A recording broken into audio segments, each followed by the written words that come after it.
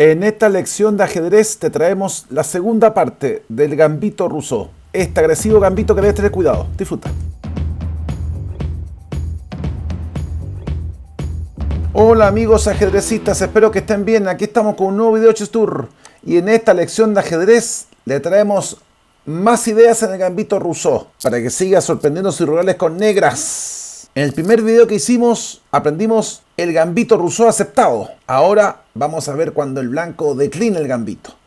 E4, E5, caballo F3, caballo C6, alfil C4, F5. Una interesante movida que está sujeta a muchas opiniones, ¿no? Porque algunos consideran que es dudosa, pero bueno. Y aquí el blanco podría jugar, entre otras cosas, D3, caballo C3. En esta lección de ajedrez veremos la línea con caballo C3 y D3.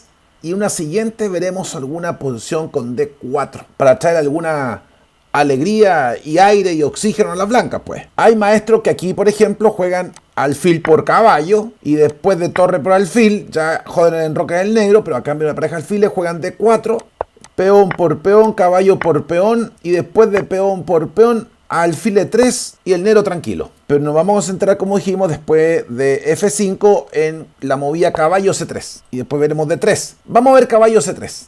Le da pie para que el negro, que dentro de las opciones que tiene para jugar pueden ser peón por peón, caballo F6. A nivel de maestro, caballo F6 es lo que más se juega. Y a nivel de lichess, caballo F6 lo más jugado y después F por E4. Caballo F6 casi el 50%, F por E4 45%. Así que imagínense, entre las dos movidas serían casi el 95% de todas las opciones que juegan los maestros. Pero aquí vamos en la línea cuando el negro juega peón por peón. Aquí una línea interesante, porque este peón ahora queda envenenado. ¿Y por qué queda envenenado? Porque si ahora caballo por peón, el blanco se va de pieza, pues compadre. D5, le pego al caballo, le pego al alfil. Y de aquí no hay mucha forma de salir adelante, ¿no? Si caballo por peón, uno podría pensar, por ejemplo, que el negro juega caballo E5 y después dama H5, caballo G6, alfil por peón. No fue tan mala la inversión, perdí una pieza nomás, pero después de caballo F6, caballo por caballo, peón por caballo, y es pieza por dos peones, pero el negro no tiene ningún problema, ¿eh? Enroque corto y este golpecito para empezar a simplificar las piezas. Esa es maldadosa, ¿eh? Eso es para dejar los peones doblados nomás. Peón por alfil, me como el alfil, pero el blanco igual que a inferior, ventaja negra. Por eso que después de caballo por peón, algunos maestros también juegan dama E7, mirando a las dos piezas ahí complicadas, ¿no? El tema de dama E7 es que si alfil por peón, dama por caballo, alfil por caballo, peón por alfil, F3, caballo F6, D4, y parece que el blanco está saliendo, pero recuerda que tiene pieza menos. Dama D5 y el blanco queda tieso, ¿ah? El negro con un mejor juego. Si enroque corto, alfil E7, el negro se va a enrocar corto y es pieza menos por dos peones, pero la pieza pesa en esta parte de la apertura, ¿no? La otra idea es que después de caballo por peón del blanco, el negro no se enrede y simplemente sigue el camino de haber jugado D5, peón por alfil. Y si ahora le jugaran dama H5, con la idea de pum, pum, Jacqueline, G6, pero ahora viene el pataleo del blanco, caballo por peón, peón por caballo, dama por torre. Oye, pero no es tan malo para el blanco esto. Dama D5, cuidado, ¿ah? Están pegando al blanco. Enroque corto, enroque largo y el negro cada vez más mejor. Ventaja del negro. Por eso que después de F5 del negro, las blancas a veces prefieren jugar D3 para no enredarse con el peón D4. Y cuando juegan D3 surgen otras opciones. Veámoslas. ¿Qué cosas puede jugar el negro en esta posición? Podría jugar alfil C5, podría jugar un alfil B4 jaque, podría jugar un caballo F6 o podría jugar un D6. Lo correcto es que aquí después de D3 el negro debe buscar acción. Por ejemplo, peón por peón juega a favor del blanco. Peón por peón, caballo F6, caballo G5, D5, peón por, y usando casi las líneas similares del Fegatelo, podemos contrarrestar el juego del blanco. Alfil D3, dama por peón, pero el blanco está quedando mejor. Así que después de D3, una opción interesante podría ser jugar alfil a C5. Increíble cómo cambian las posiciones si usted juega una u otra movida.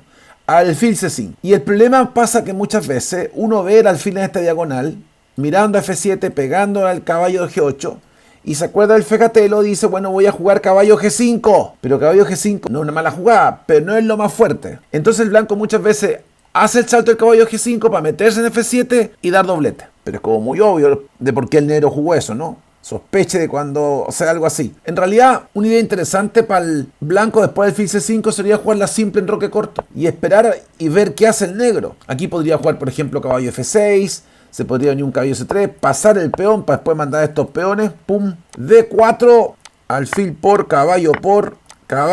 alfil por peón, buena, buena. Y si usted piensa que, bueno, me juego caballo por peón, dama por, peón por alfil y después dama de 2, el desarrollo del blanco pesa. Así que usted después de alfil C5 el negro, lo más bien podría enrocarse corto o sacar el caballo a C3. Pero sigamos con la idea de caballo G5. Hasta aquí no es nada malo. Estoy metiéndome en F7. Y ahora el negro juega F4. Porque ahora le corta la ayuda del alfil de C1 al caballo de G5. Y acá hay una idea muy interesante. Muchos se tientan y juegan caballo F7, que no es una mala movida, ojo. Es un poquito dudosa, ya vamos a ver por qué. Y aquí el negro juega dama H4, atacando el punto F2. Aquí muchos maestros se enrocan, pero aquí ya están dando ropa al negro, que puede jugar B5. El tema es que alfil por peón me como el caballo. Por tanto, después de B5, el alfil tiene que ir a B3 para seguir defendiendo el caballo. Sacó el caballo. Y el negro tiene una posición tranquila. Así que después de caballo F7, dama H4, y aquí podría seguir G3, que es otra idea interesante. Pero si jugamos G3, vemos que la posición sigue estando equilibrada. El caballo pegando a la torre de H8. Y el tema que aquí el negro debe jugar dama H3. Rey de 2, dama G2, caballo por torre, D5. Y una partida pareja. Si después de G3 el negro juega dama F6... caballo por torre, peón por peón, y aquí aunque usted no lo crea, cuesta entenderlo, ¿eh? Cuesta creerlo. Muchos se tientan con dama H5 que es mala.